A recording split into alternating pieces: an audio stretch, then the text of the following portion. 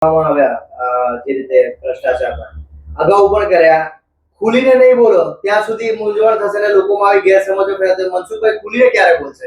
ખુલીને જો આ 75 લાખની જે વાત છે એ સ્વાભાવિક છે કે અધિકારીઓ પણ એક અધિકારી છે, કર્મચારી છે, એની બી કેટલીક બધી મર્યાદા હોય છે. આખો મામલો મેં સરકારમાં મોકલ્યો છે. સરકાર સરકારી રીતના તપાસ કરે છે. 75 લાખ જે આમ આદમી, હું બહુ સ્પષ્ટ કહું છું કે આમ આદમી પાર્ટીના નેતાએ એ માંગ્યા છે અને ત્યાર પછી અધિકારી રજા પર જતો રહ્યો છે. જેને જિલ્લાના વડાને ઉચ્ચ અધિકારીને જે જાણ કરી એ અધિકારી જતો કે એને બહુ ધમકાવવામાં આવે છે. આખી સ્થિતિ ત્યાંને જે ઘણા લોકોને ખબર નથી. ત્યાંની એક એવી ટોળકી છે કે આવા અધિકારીઓ કોઈક પણ રીતના કોઈક વાત લીકેજ કરે તેને કોઈ રીતના હેરાન કરવાનો. અને ભૂતકાળના વિડીયો છે અધિકારીને બેફામ પ્રકારની આમ આદમી પાર્ટીના લોકો જે ગાળાગાળી કરે છે. તો આ સ્થિતિ છે. એટલે સ્વાભાવિક છે કે કેટલીક વખતે અમારી મર્યાદા હોય છે. એમને કાલે હું નામ બોલી દઉં કે જિલ્લાના કયા અધિકારીએ મને આ 75 લાખની વાત કરી. એનું પણ મારું ભવિષ્ય વિચારવું પડે ને. આપણે દર્શનાબેનની પણ વાત કરી કે એમને કોઈ ડર બેસી ગયો, એવો સ્પષ્ટ આપનું બી નિવેદન છે. તો એવો કયો ડર આપને લાગે છે કે જે દર્શનાબેનને છે અને એમને પછી છેલ્લે આટલું બધું નિવેદનો કર્યા? કઈ કહી શકાય તો કેવડિયા કોલોનીની અંદર ગરડેશ્વર વિસ્તાર છે કે કેવડિયા વિસ્તારની અંદર કેટલાક જે બાંધકામો થયા છે ચોક્કસ એમને જમીન રાખીને બાંધે, પણ કેટલીક જગ્યાએ એવું છે કે કેટલીક સરકારી જમીનમાં પણ થોડો ભાગ આવી જાય છે, બીજું કોઈ પ્રાઇવેટ જમીન પણ આવી જાય છે. આમાં પણ 5 સ્ટાર જેવી હોટલો બની ગઈ છે. હવે આ જે આખો તપાસનો વિષય ભૂતકાળમાં કોઈને કોઈ ઉપાડ્યો હતો, એ વખતે ઉપાડ્યો હતો, પણ એ જ 1 વર્ષ પહેલા. પણ એ આખા પ્રકરણની અંદર કેટલાક રાજકીય નેતાઓ એ 1.5 કરોડનો તોડ કર્યો. આમાં 1.5 કરોડનો તોડ કર્યો અને આખો મામલો વાઇન્ડ અપ થઈ ગયો.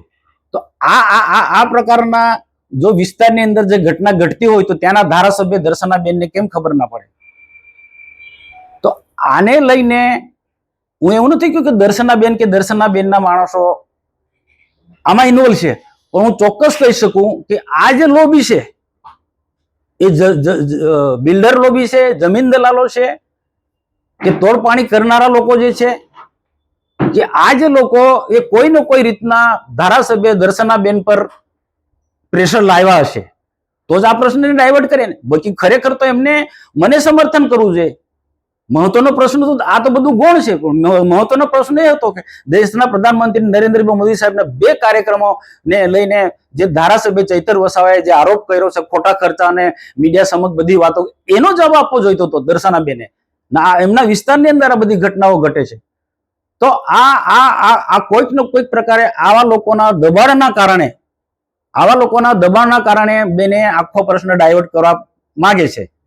મનસુખભાઈ, શિસ્તને વરેલો પક્ષ છે ભારતીય જનતા પાર્ટી. ભારતીય જનતા પાર્ટીના નેતાઓ સામે જ્યારે પબ્લિકમાં જઈ અને આવા નિવેદનો કરે, પક્ષને કેટલું નુકસાન, પક્ષની દ્રષ્ટિએ તમે શું જુઓ છો?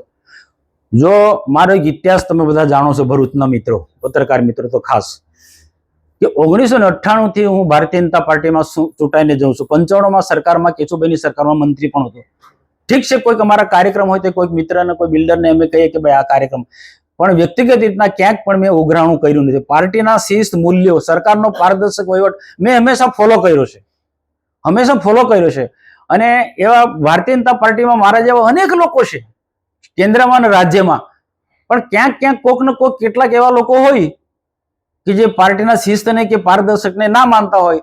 એવા લોકો એવા ગણ્યા ગાંઠ્યા લોકો આખી સરકારને, આખી પાર્ટીને બદનામ કરે છે. એટલા જ માટે મેં ખુલ્લા પાડે છે એમને. આવા જે પાર્ટીની ગાઈડલાઈન તોડનારા લોકો હોય કે સરકારનો આખો ધ્યેય છે એને તોડનારા લોકો હોય, એવા લોકોને એટલા માટે હું ખુલ્લા પાડું છું. બાકી મારો બીજો કોઈ આશય જ નથી, ને કોઈ મારું કોઈ વિરોધી નથી, ને કોઈ મારું બગાડતું પણ નથી. પણ આમ પ્રજા હેરાન ના થાય અને કોઈ ખોટા લોકો ફાવી ના જાય.